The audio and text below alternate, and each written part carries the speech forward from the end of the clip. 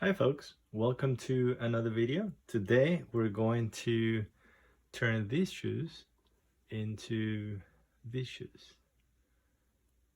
So if you want to learn how to do that to your own shoes, stick around and watch this video. And it really would help me out if you like this video, if you subscribe and hit the like button below. So let's start doing this. First thing is to remove the laces. And while I'm doing this, let me tell you, this is a pair of Bruno Magli shoes made in Italy. Leather uppers with a rubber sole. And we're basically changing the color from this light brown cognac color into a burgundy color. So first thing that we have to do is strip it. And for that we have acetone. You can get the acetone at Home Depot or Lowe's, any hardware store. And we have cotton balls. I like using cotton balls for this. You can use a rag if you prefer. It's probably a good idea to use gloves when you're doing this, but I'm not going to do that right now.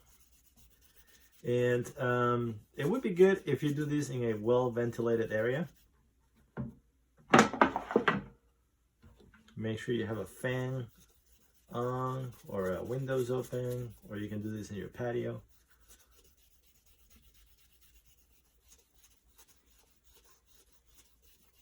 Some shoes are easy to strip, some are hard to strip.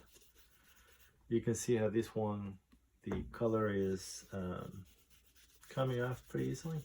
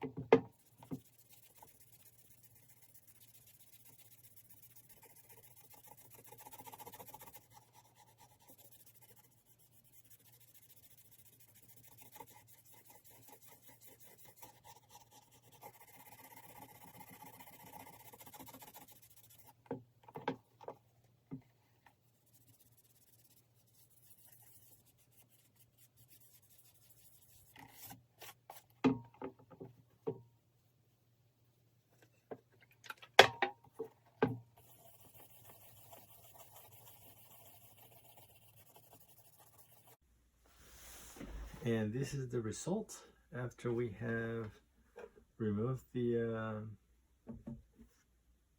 dye. I'm gonna let these dry overnight, and then we're going to apply the finish. One thing to note, it became more obvious after removing the color that there is a big cut here. There are a number of things that you could do. You can just leave it like this, which is probably what we'll do. You could sand it a little bit. The thicker the leather, the more you can sand. This is not a thick leather, so there isn't a lot to sand down, so you probably are better off not sanding it down if that is the case on yours. One thing to note also is that the darker the color of the shoe, the more safe you are in doing something with this. If you're planning a lighter color and you sand down, it becomes more porous in that area, and it can absorb more dye or shoe cream, and you can end up with a dark spot. So the safest thing is just to leave that. Some people put a little bit of crazy glue there in the gap. I would just condition it. Okay, so like I said, we're gonna leave these drying overnight, and then we'll come back and apply the shoe dye. Okay, now that the acetone has dried, we're going to proceed to dye the shoe. And here I have a burgundy color. I have a cloth to make sure that any spills is contained. I have a brush and an applicator. The brush is good for all the areas that are hard to reach with the applicator, so we'll be using the brush for that, and then the applicator for the rest. Let me start by doing the edges.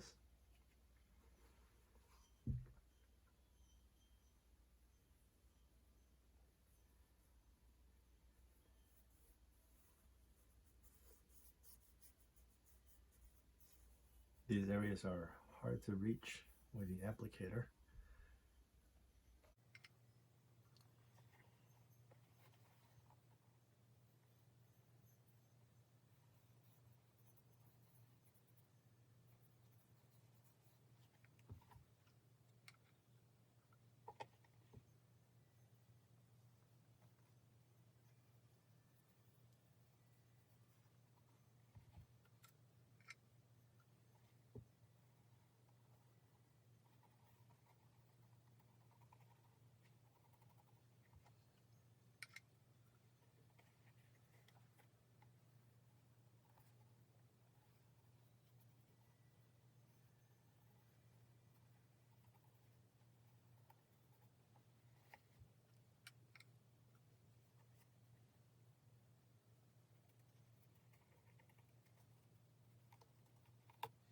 As you're applying the dye, if it doesn't look exactly like you expected, remember that you still need to put the conditioner, the waxes. It looks different after it's all done. And you probably need more than just one coat.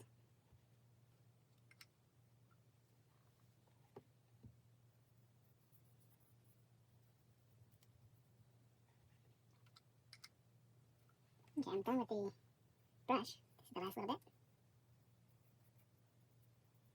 I'm just using up whatever I have left over in the brush. Actually, I should do this inner part. Okay, now I'm going to clean the brush and use the applicator.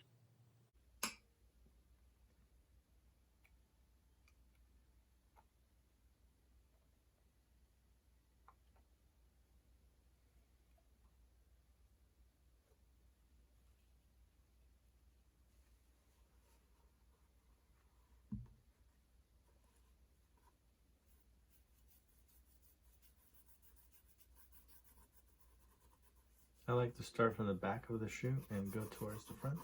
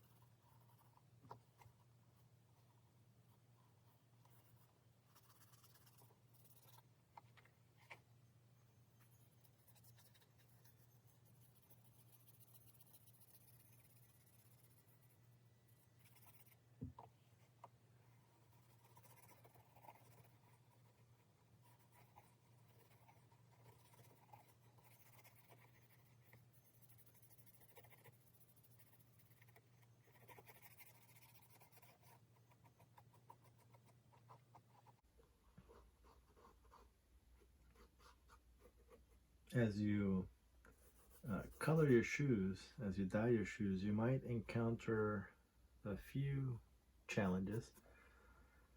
There might be areas that absorb more. There might be areas that don't want to absorb any of it. Um, and then you'll have to try to figure out how to even out the color.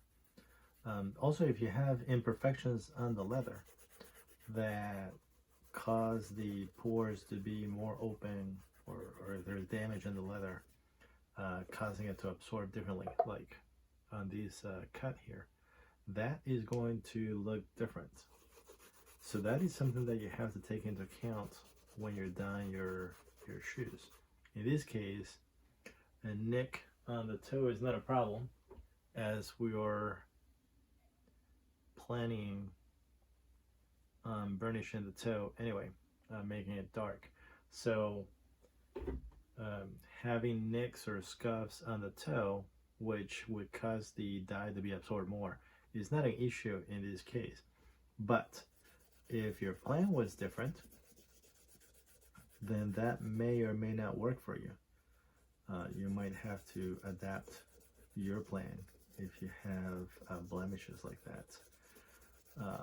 Maybe your shoe is one that really doesn't want to absorb dye, and it has very splotchy results. Then you might have to go for a museum calf look. So you may have to be flexible with your project depending on how your particular shoes absorb the dye. And this is good enough for the first coat. I'm going to let these dry, and then I will apply a second coat, and that's going to even out the color. You can see the streaking here. That is normal. Don't be worried if that is what you see when you're doing your own project. You see these streaking. When we let this dry and we go over it again, that will even out. Okay, we'll come back later. Okay, we are on the home stretch with these shoes. We've given it 2 coats on the sides and 3 coats here on the tongue area and the cap toe and this side here, just to make sure that there weren't streaks. And now what we're going to do is we're going to apply some burnish on the toe, just like this one has here, the toe area. I'm not an expert on this. I've only done a few, so I'm not sure whenever I start one of these how it's going to come out.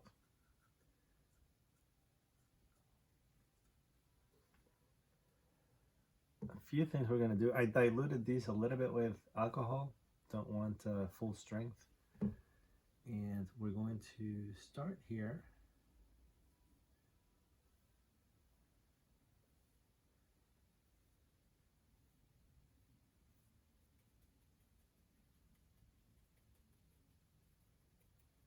And we're going to apply some, and then we're going to remove it.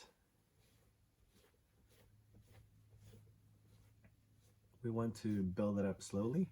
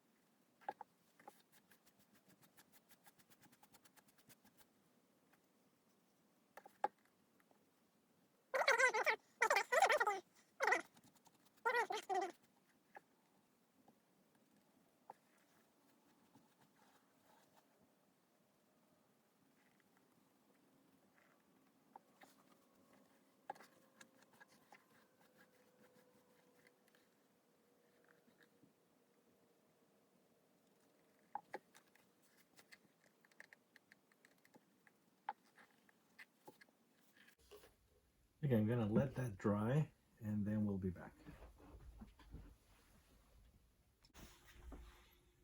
Okay, this has been drying for about an hour. And what we're going to do now is we're going to apply Big 4 conditioner. There are several reasons to apply the conditioner. One, with the acetone that we use to strip the shoe, that really dries the shoe leather considerably. So you want to always moisturize it after you've used alcohol or acetone or Saphir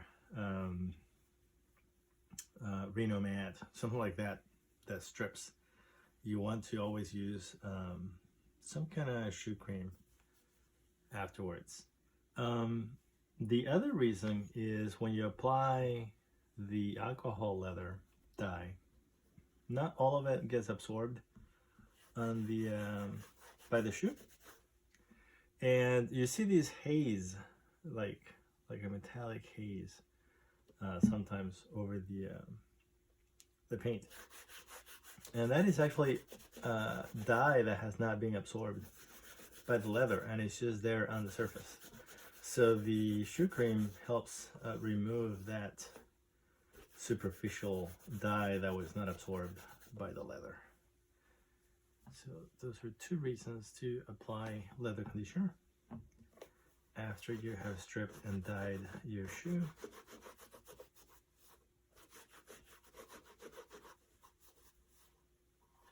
When you do a job like this, you have to be aware that the color is not going to be absorbed evenly all over. There's going to be some variation, so you have to be okay with that.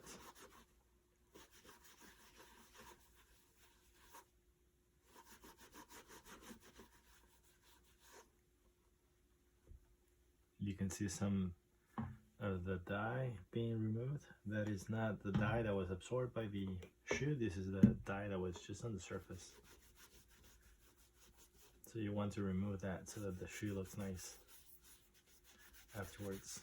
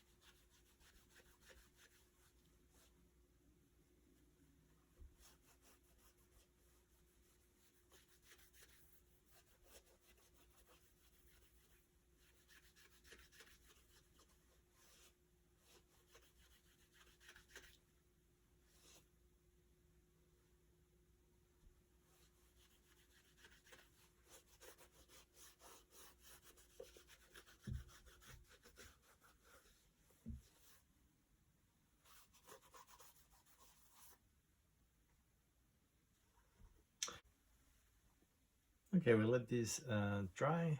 Now we're going to brush it.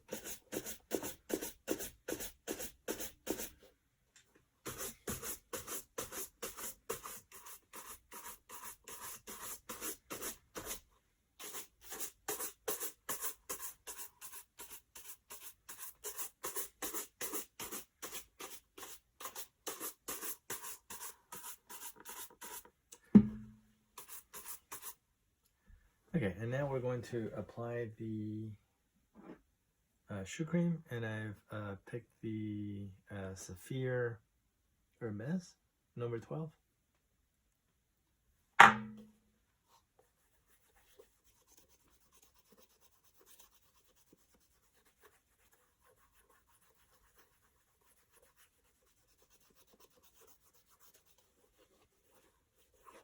Okay, we're back. This is actually the second coat. Brushed the first coat off, applied some more, and applied some black to the toe. I used the Tarago black cream for the toe.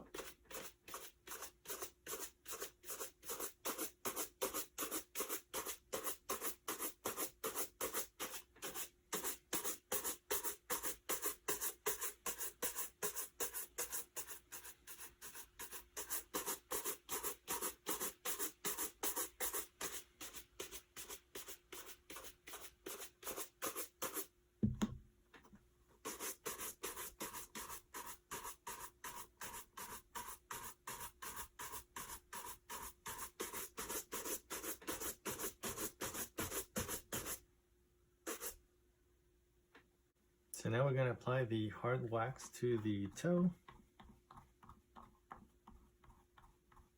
The mirror gloss from Saphir is a very hard wax. The Lincoln wax is a little bit softer, so sometimes it's good to apply some layers of the hard wax and some layers of the medium wax. Sometimes you get a better result that way. As you apply the wax, you may see some of the cream being buffed away. That's normal.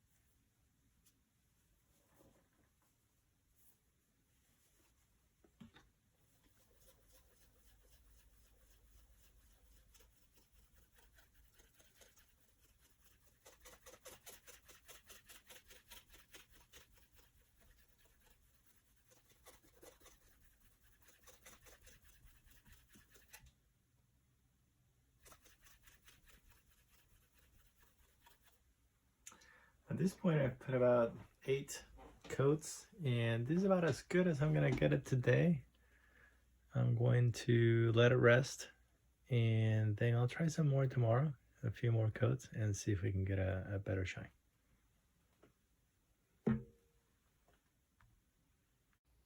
Well, this is the end result. I polished it a little bit more. I didn't show it on the video because it's just more of the same. I'm not very good at shining, so this is just kind of like a medium shine. You can shine your shoes however long you like to get the result that you're happy with. I'm happy with this. It looks pretty good. So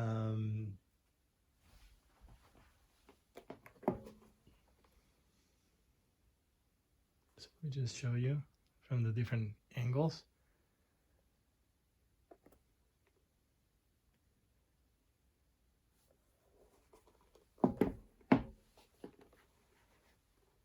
So if you like to burnish your own shoes or change the color,